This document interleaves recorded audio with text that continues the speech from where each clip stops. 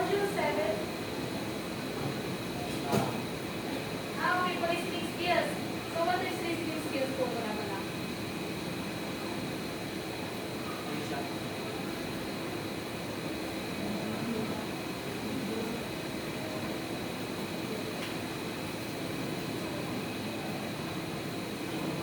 What is listening skills po? Anyone? What do we mean na lang? Differentiate na lang the listening versus hearing. Madali na yun. Okay, ulit.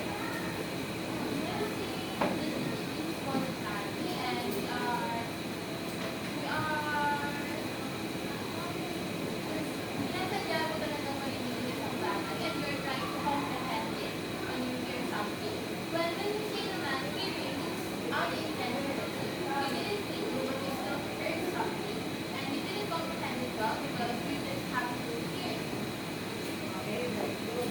So sa madaling salita po, si hearing ay naririnig mo lang, may si listening is nakikinig ka talaga. So ngayon po ay naasahan ko po na lahat po ay mag-listen at hindi lamang i-hear sa ating recorder. So let's proceed now. Okay, 1, 2.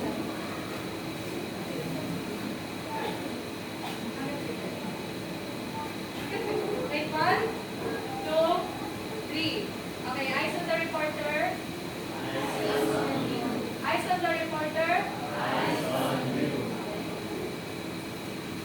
Lesson for everyone, especially for our teachers and most Manila. I am Tita and I'm the reporter today.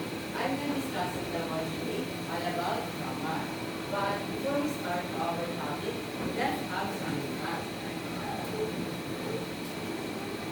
So this is one question only. So give the 4 personal listening styles. I have Sandra, it comes to those who answer.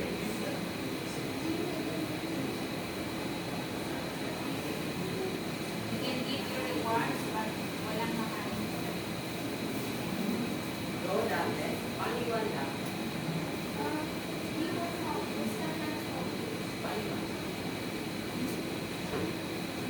Anyone? The one is people focus and the other is action focus. Next. One time focus. The last one. Other hands.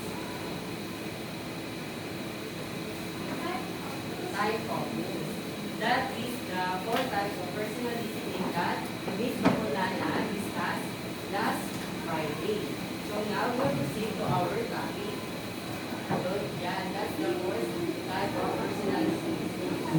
So now, what is grammar? Everyone please read. Grammar is the structure and the system of a language to make proper sentences. When we see grammar, it is a set of rules that help us to put words together to make clear sentences. It guides us how we use words and narration to understand it carefully. So it tells us how where we're going to put the noun and the verb or the other parts of speech in a sentence. Good grammar makes it easier to understand to other people for communicate and avoid misunderstanding. Yes? Yes. Like they have two main types of grammar. The first one is descriptive grammar. Please everyone read. Okay, when you say descriptive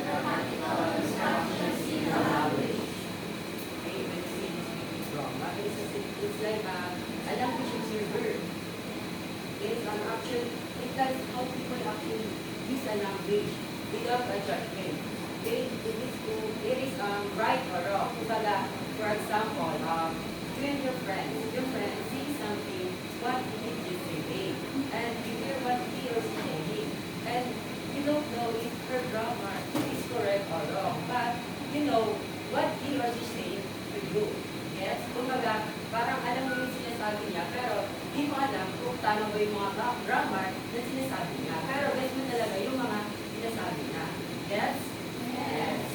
So the other one is prescriptive grammar. Read please.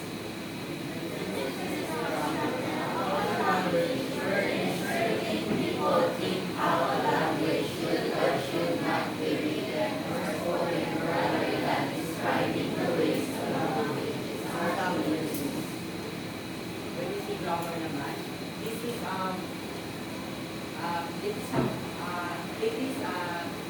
set of rules that how people actually speak or should not speak.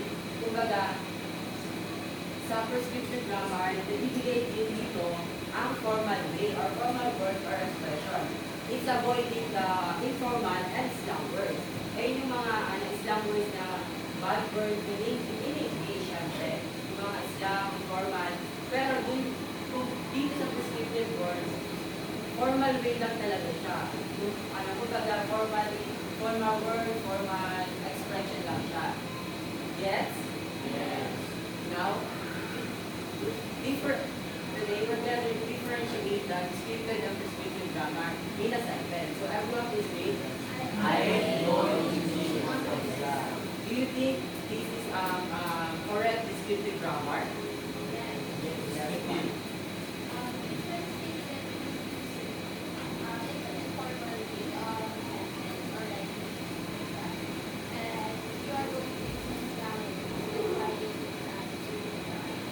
That's correct. Kung yung descriptive word ng sentence, kahit anong pang words na nandiyan, basta may sinasabi ka doon sa tao na yun. Kaya sinasabi niya na hindi doon, I ain't going to cheat an exam. Parang may sinasabi ka doon sa tao na yun. Pero in prescriptive grammar, do you think this is right or wrong? Why? Ano yan tayo?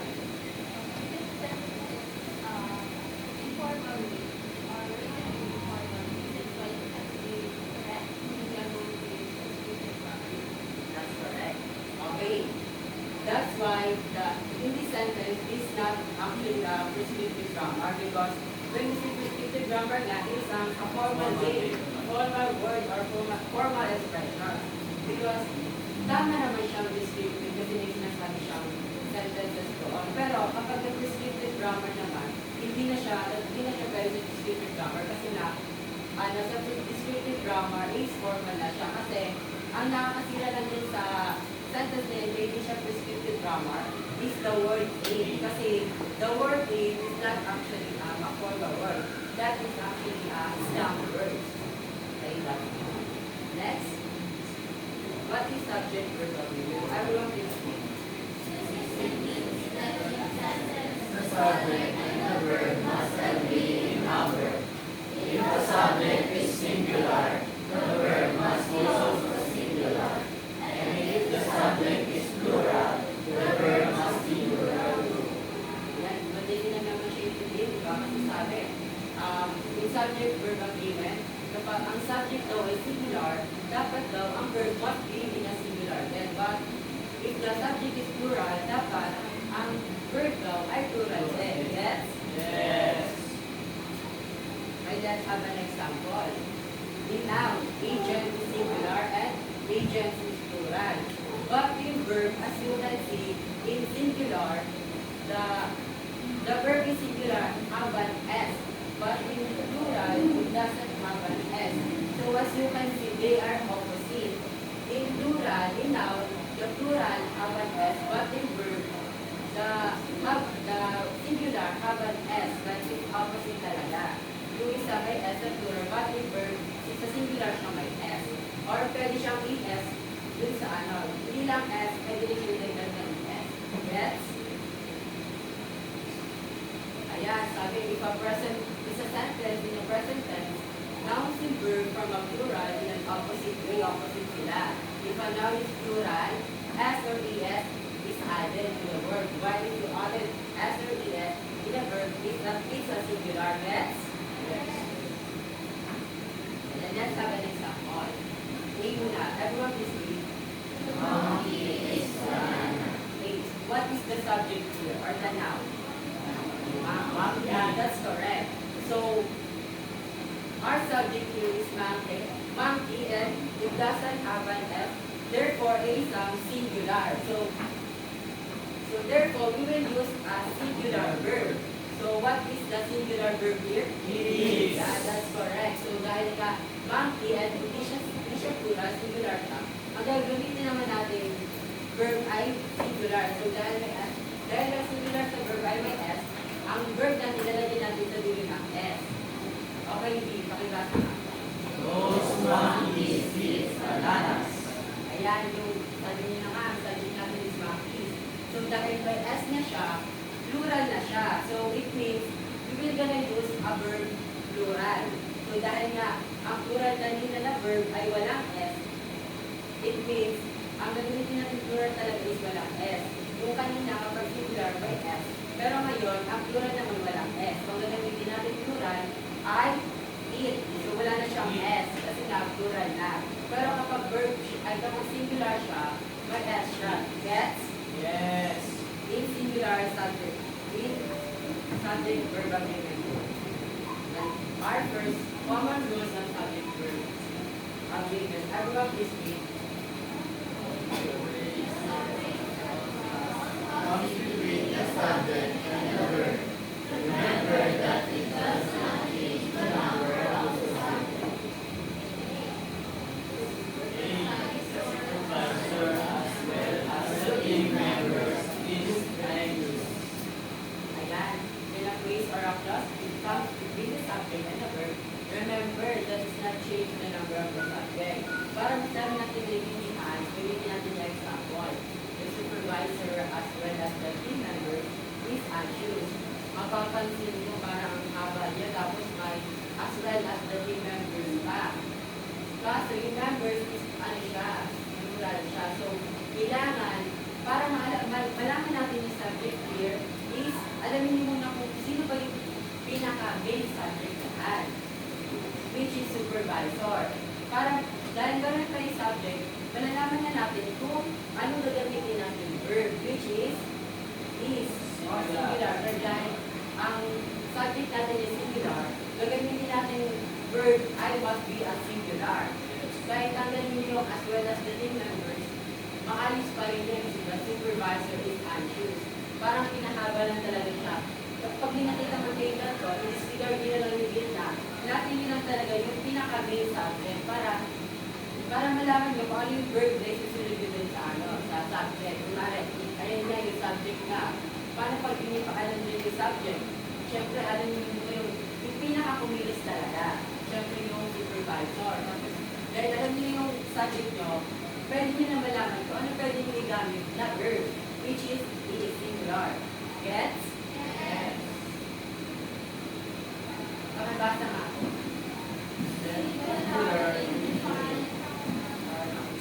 Subjects require a singular verb. The following indefinite pronouns are singular.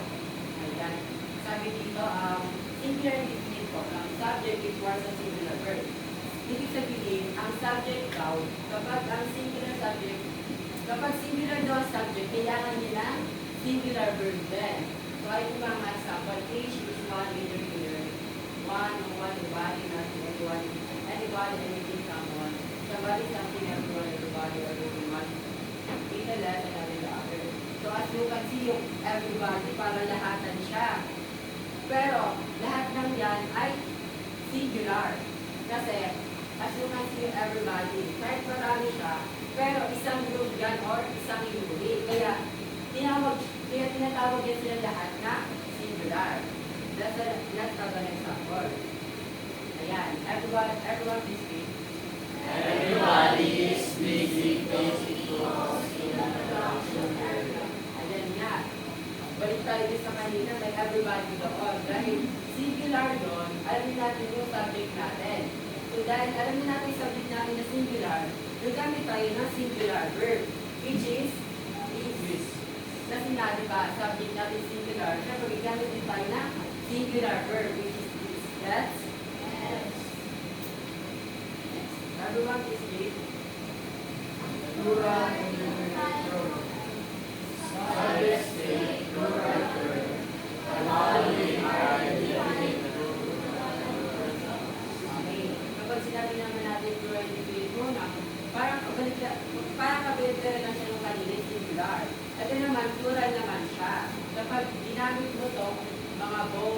there were many others in plural. Kapag dinitulong mo siya ng mga subject na plural, ay kapag dinitulong mo siya, dapat ang mga word, ang mga subject nila na pwede itutulong dyan is plural lang. May ilan sa mga sabi, parang dalawang plural. Everyone please read. Many customers are complaining about the price of the product. Ayan nga, as yung nag-sabay tayo din sa kanina, may many doon. So, dahil plural ang pwede dagdag doon, ang idadagdag natin na subject is customer. So, many customers. So, dahil plural na yung subject na yon, ang gagamitin natin verb must be in a plural form. So, which is are. Gets? Yes. Everyone please read. Indefinite pronoun. Can be singular or plural depending on how they are used in the sentence like all, any, none, some, most. Dito naman sa some indefinite pronoun. Ito yung kumbaga, kapag itong mga all, any, none, some, kapag dinituwa mo din yung mga subject, depende kung ano yung gusto mo, kung singular subject ba siya or plural subject. Para alam mo na yun, malalaman mo na kung ano pwede mo idugtong na verb, kung singular siya or plural. Let's have an example. Everyone please read the iyon. None of the computer in the room has a virus. As you can see, none yung ginamit. Kung babalik tayo sa kanina, may nandoon. Kung dahil pwede kahit anong ilagay doon, or singular or plural, ang ginamit naman dito ay singular subject. So, dinutungan lang siya ng of the computer. Dahil singular siya, ang gamitin natin verb must be singular. So, none of the computer in the room has a virus. So, dahil singular subject, singular din yung verb. Gets? D, pakibasa na. None of the computers inside are working properly. Dahil, ayun nga, dahil kanina, singular siya of the computer. Ngayon, nas na yung subject natin. Then, naging plural subject na siya. So, none of the computers inside are working properly. So, our verb here is are. So, dahil plural yung subject natin, gagamitin natin verb must be in a plural way. So, our verb here is are. Gets? Ayan, pakibasa nga ako. Pronoun is a mask or uncountable. It uses a singular verb. Kapag sinabi natin, identity correspond or accountable, kapag sinabi natin mass or accountable, ito yung mga hindi na bilang. Katulad na lamang ng mga salt, sugar, water, tayo yung mabilangin mo ng isa-isa. So, gagamit tayo ng singular verb kasi isa lang siya yun. Let's have an example. So, more sugar must be in the coffee. Our subject here is more sugar. Dahil ang ating ang pronoun is a matter accountable, ang ginamit na subject here is sugar. So, dahil singular siya, ang nagamitin natin verb must be in a singular way. So, our verb here is was. Gets? Yes. Pakibasa. Indefinite pronoun is countable. It uses a plural verb. Kapag sinabi naman natin countable, ito yung mga nabibilang. Halimbawa na lang yung chairs, books, laptop, gadgets, notebooks, pencil, ganyan. Ay yung mga tinatawag yung countable. Ang nagamitin naman natin verb dyan, dahil countable siya, is plural verb. Tulad ng example, more cups were broken in the pantry. So, our subject here is more cups. So, dahil na nabibilang yung cups, plural siya. So, ang gagamitin natin verb must be in a plural way. So, our plural verb here is verb. Kaya, dahil plural siya, kasi yung subject natin ay plural din. Dapat sila ay tigma. Yes? That's the end of my recording. Thank you for listening to me. So, like this to comment here. So, ito may data dahil maganda yung sino agree na magaling mag-discuss data? Alright. So, medyo konti-konti na lang po ang dadagdag natin. So,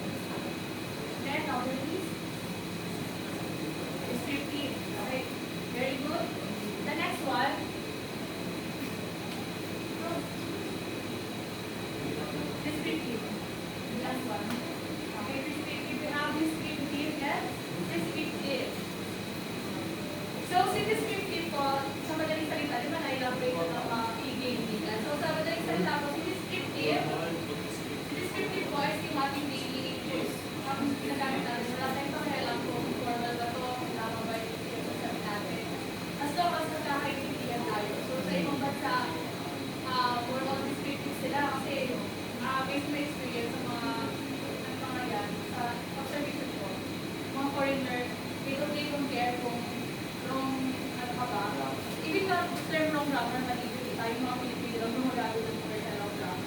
So, yun, mas na pag-alam sa mga naiintindihan. So, dito sa Tagalog, yung example natin yan, yung damutin, yan, descriptive yan. So, para maging prescriptive siya, sabihin natin, ang ganda mo eh, so complete, ang ganda mo akin, ganon. So, sa Tagalog ganun siya. So, for example, sa prescriptive is yung formal naman sa version. So, example, initan kanina, isa na yun? I ate? Okay. So, si I ate going to cheat on exam, ano nga po yung word na naging dahilan bakit siya naging descriptive? Eat. Lapis. Then?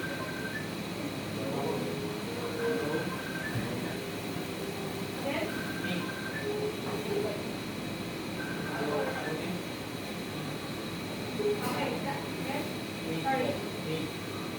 Okay, so para maging prescriptive siya, paano kaya natin i-paraphrase or i-reference sa Again? Okay, so si 8 po ay papalitan natin ang papalitan natin siya, I am not going to change the exam. So, ay kung naiintindihan mo pagkakaiba ng descriptive and prescriptive? Yes. Okay po. So, since, ang example nila naman sa subject-verb agreement, naiintindihan mo ba yun? Subject-verb agreement, dapat po, subject at si verb ay, sa madaling sa mag-agree. Okay? Mag-agree. So, okay, so ang sample na kanina, si agents. So, sino si singular? Result S. Si plural ay si agents. Ang verb na ginamit niya is essence and essence. So, dahil na-discuss na kanina, another example natin is, the teacher is talking. Anong singular or plural ang ginamit? Singular si teacher. Pag sinabi ko, the teachers are talking. So, meaning, kailangan lang mag-agree. Kapag singular si subject, singular si verb, and kapag plural si subject, plural si verb. So, and yung common rules naman natin sa subject-verb agreement, si supervisor, so the supervisor as well as the team members is anxious, sinabi niyo yung kanina. So, again po, ang binutukoy lang si supervisor, so, na-discuss naman na kanina na we have to disregard as well as the team members, dahil po parang kumbaga, sinalin natin siya. Ang subject talaga natin is si supervisor. Siya po ang binutukoy natin, kaya po ang ating helping verb po, last time po sa dito, may nagtanong sa akin, kung bakit daw tinatawag ng verb yung is, ang pagkakaintindi mo sa verb ba sa isang kilos, talk, jump, right? So, si is po, yun po si is, has mga ano po yan, mga helping verb po yan, mga ano po yan. So, is and shows. So, paano mo ginawa ko kaya the supervisors as well as the team members? Ano po kayang kasunod? Okay. The supervisors as well as the team member are anxious. So, malinaw po? Okay, so next, indefinite pronouns. The indefinite pronouns naman po tayo. We have singular indefinite pronouns. Nabanggit po yung each, one, either. Ayan. So, nakalinig na ba tayo dito ng each of you are absent. Tama rin ba? Each of you are absent, ganyan. Nobody are here. Nakakarinig. Iba sa akin sa tenga. Kasi po, as one po itong mga ito, ang ginagamit natin itong word is singular. As one po sila, dahil tayo po, si everyone or everybody is madami po na sinabi niya. As one po natin sila, kinakay. Next is plural indefinite. So, balik tayo naman po, plural indefinite pronouns. You were, may nakarinig lang both is absent. So, both of you are absent, both of you are, okay, now. So, next po, we have, okay, mga sample naman po yun sa indefinite pronoun na, indefinite pronoun na can be singular or plural. Meaning, kahit depending on the sentence, pwede natin siya gamitan ng singular or plural na verb. Okay, so example niya, kanina is, si none of the computer in the room has. Si has po is singular. Kung ginawa natin siya none of the computers, in the room, magiging half siya.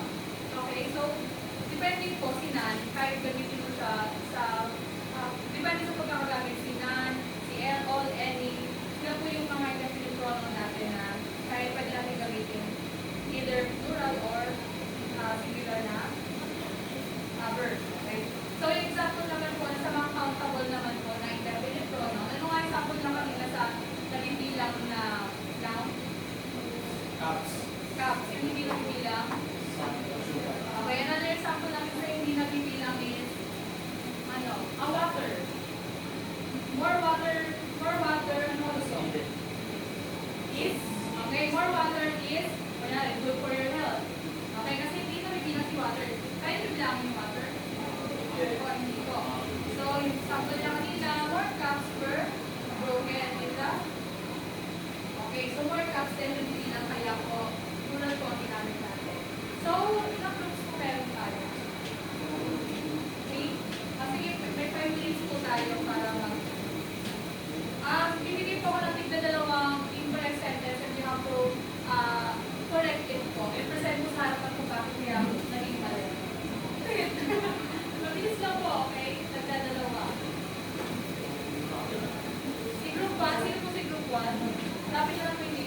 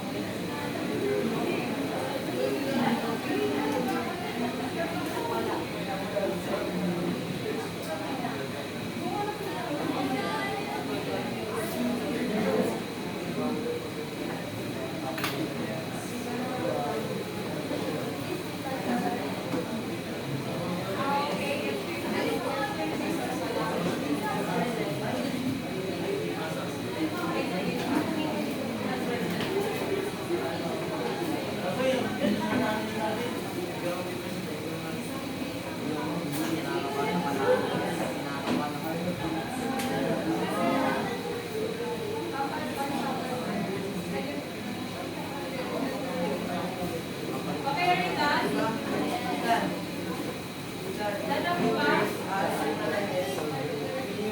Salamat po. Ilalagay mo sa rar. Hindi pa. Okay, 1 minute more. Ay, 7:20 today. May quiz ko kayo. Hindi ako hindi ko mark sa natin mamaya. Okay, group 1, let's start. Go back to your seats po. Group 3, go back to your seats.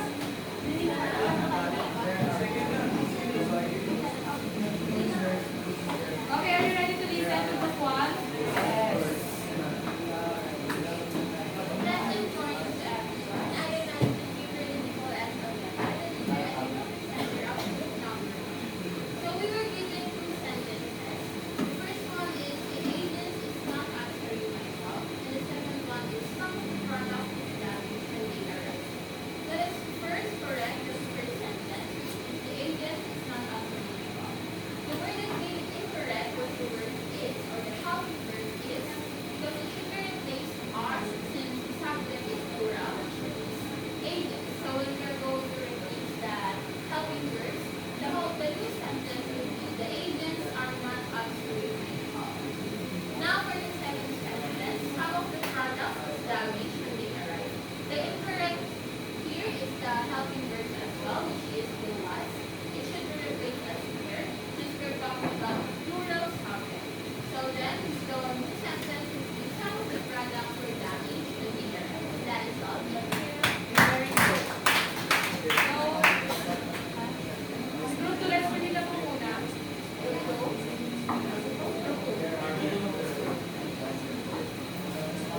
So, sa group 1, si the agent is not, ginawa po nilang the agents are not, which is correct. And some of the products was, ginawa nilang some of the products were. Then, kung products is plural. Okay, group 2, proceed. Good morning, everyone. And I am the leader of the group. We will be represented by members Eduardo. The sentence that we have right now is always a long time, and each of the others are very expensive. The first one is always for a long time. I wait for a long time. And the words of I is singular, and it is changed by the way. And the new words the first sentence is I wait for a long time. And number two. The wrong sentence is each of the items expensive. But each will be replaced with many because the subjects are items, which is in plural, and the pronouns are also plural. That's why we will choose the each to many, which is now many of the items are very expensive. And that is all. Thank you. Ano po sa each of the items? So, tama po yung one nila, magiging I wait for a long time. But yung second nila, each of the items are very expensive. Ano kung mali? Each of the items are very expensive. Masabi mo bibitan ka din. Each of the items are very expensive. Okay, so kapag ganun po, magiging each of the items is, dahil po meron tayong each, nandiyan po yung presence ni each. So even though items is plural, each na po ang tinutukoy, kaya is. Each of the items is very expensive. So group 3 po,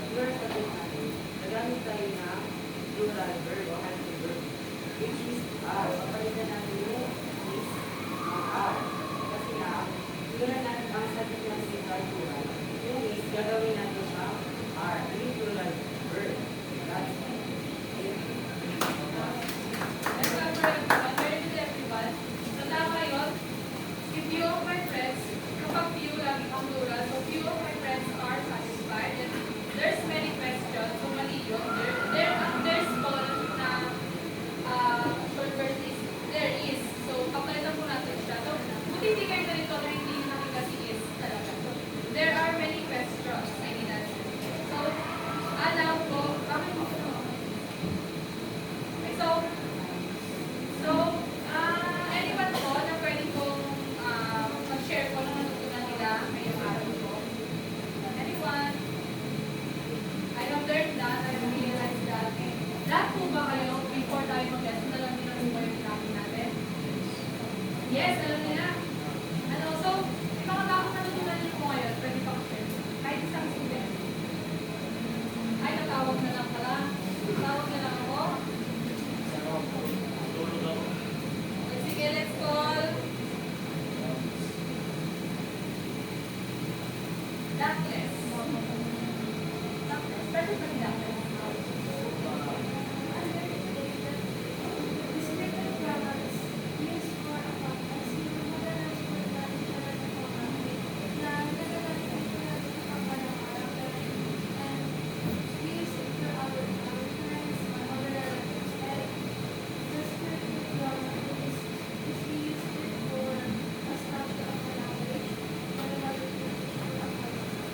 Format. But this is came from baby.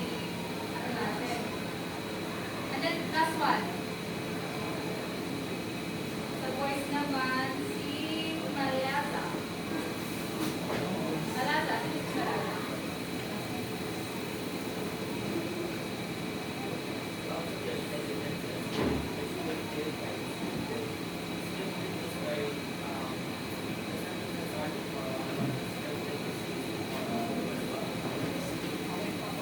Very good. So again, last one po, sa kahit structure paper na lang, kahit pa naman. Kaya po ba? Oral na lang po, okay. So imagine that you're working as a contact center representative. So how do you think it will benefit you at work kung magaling po tayo sa grammar in English language? Paano makakatulong sa atin yung magiging skills natin in grammar? Bilang example, center or contact center agent. Natawag ulit? Sige, David. Tataas ka na eh. Go. It will help us in CCS because we can understand the client's needs and we can say basically what they want, discuss what they want, know what they want. Sa madaling salita po, siyempre hindi naman pilipinin process natin most of the time dyan sa contact center. So, mas makaigit po na tayo po ang contact center ay meron po tayong skills pagdating sa grammar. Then, nire-represent din po natin yung company natin. Okay, okay, last one po. Okay, reporter. Sige po, si reporter po bilang siya po reporter. So, ano po ang ating strategy? You communicate with our people. You should not you should mind. You should mind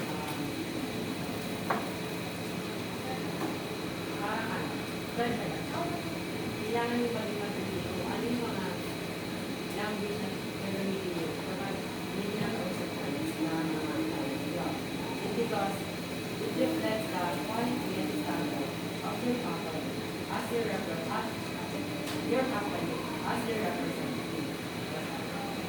Very good. So, ano gagamitin natin kay contact centers? Prescriptive or descriptive? Prescriptive. Very good. So, mag-advance din po tayo sa module 9. And next reporter po, sino? Module 9 po. Module 9.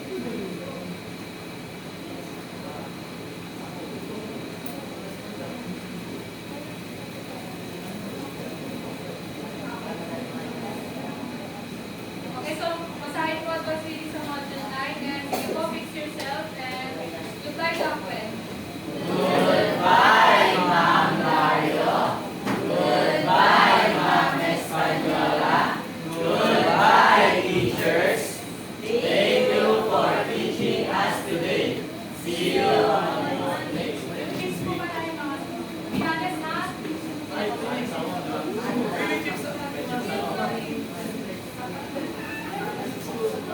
Chips po.